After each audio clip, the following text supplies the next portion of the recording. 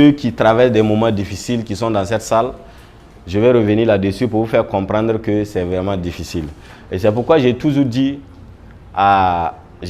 depuis 2020, quand j'ai commencé à animer des conférences en passant par Ouagadougou avec Jeunesse et Liberté Financière, au Bénin, au Sénégal, un peu partout, j'ai toujours dit qu'il faut éviter le risque de perdre et qu'il faut investir dans la sérénité, il faut investir d'abord dans la connaissance et éviter de perdre. Parce qu'en réalité, moi, tout ce parcours, j'ai fait de l'argent, mais c'est parce que je osais beaucoup. J'aimais investir dans des opportunités. Donc, je gagnais et je perdais aussi. Et quand j'ai pris le plus gros coup et que j'ai perdu, ça m'a coûté vraiment fortune. Parce que je suis devenu faible. Et quand je suis arrivé à Abidjan, c'était difficile tellement que je ne pouvais pas entreprendre. J'étais devenu souffreur et je roulais seulement pour m'occuper de ma famille. Quand on me parle de business, c'est comme si on était venu me parler de... En tout cas, c'était difficile à accepter. Et je ne voulais même pas m'approcher. Et cela m'a pris pratiquement une année. Et un jour, j'ai décidé d'aller suivre une formation. Et c'est là que le déclic, que je me suis dit que oui, si de 2004, je sors du Burkina avec la main vide et que j'ai réussi à faire fortune et à aller partout, ce n'est pas au moment où j'ai de l'expérience, de la connaissance, des contacts que je vais venir rester bras croisés et ne pas faire quelque chose. Et c'est là que j'ai décidé de 2019 à commencer encore à me former, en tout cas sur des connaissances pratiques, à savoir la comptabilité et plein d'autres choses. Ensuite, j'ai dit, ben, je ne roule plus taxi. Voilà, parce que quand je roulais taxi pendant une année, ça ne m'a rien donné.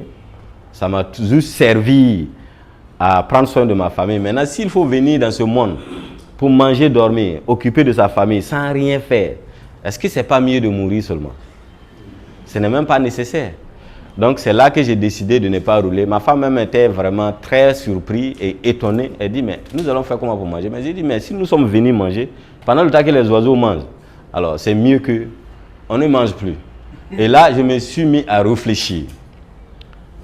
Et c'est là que j'ai compris que oui, il y avait des problèmes dans le transport. Les gens veulent investir dans le transport, ils n'arrivent pas. Moi, j'ai la compétence.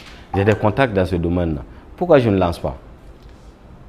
Et je commence par le transport, mais cette fois-ci, à ne pas être un chauffeur, mais à être un gestionnaire, c'est-à-dire quelqu'un qui peut gérer le transport, les véhicules des gens et autres. Et ça a changé la donne. Ça a changé la donne automatiquement. Voilà, on avance.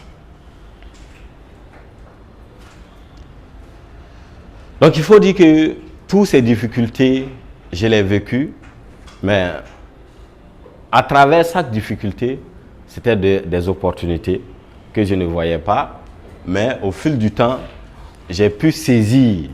Et c'est pourquoi aujourd'hui, si je vous fais le point, c'est-à-dire quand les Boussim, je parlais, le Blessing Transport est né en 2019 dans l'informel.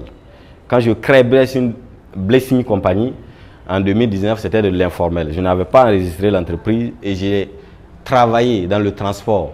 Les logos étaient là. Et quand j'ai commencé à concevoir Blessing Teint Glacé, c'était toujours dans l'informel.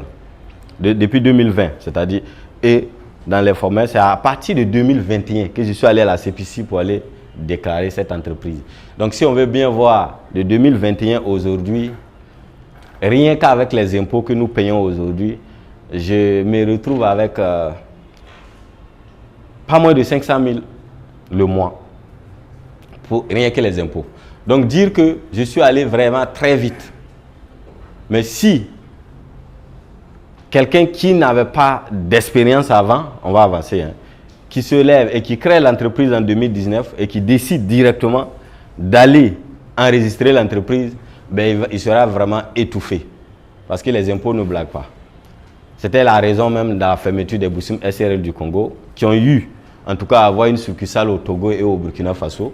Mais les impôts ne blaguent pas. C'est pourquoi il faut d'abord comprendre quel est ton business model, comment est-ce que tu gagnes de l'argent, être sûr avant de déclarer l'entreprise. Donc, si vous êtes vraiment, s'il y a des aspirants entrepreneurs qui veulent entreprendre dans le temps, Vous pouvez entreprendre, mais commencer dans l'informel. Et vous devez comprendre le moyen lesquels vous gagnez de l'argent avant d'aller déclarer. On peut avancer. On y va. Donc en 3 ans, voilà, en 3 ans, vous avez vu ces entreprises créées qui font des chiffres aujourd'hui. Voilà, on avance. Alors,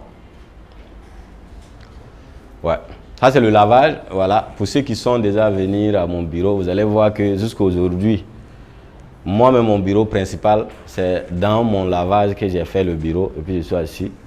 Pour dire que je n'ai pas besoin de paraître riche. Je n'ai pas besoin de ça parce que j'ai déjà vécu la richesse. Ce n'est plus nécessaire pour moi. La seule chose que j'ai besoin, c'est impacter, transformer.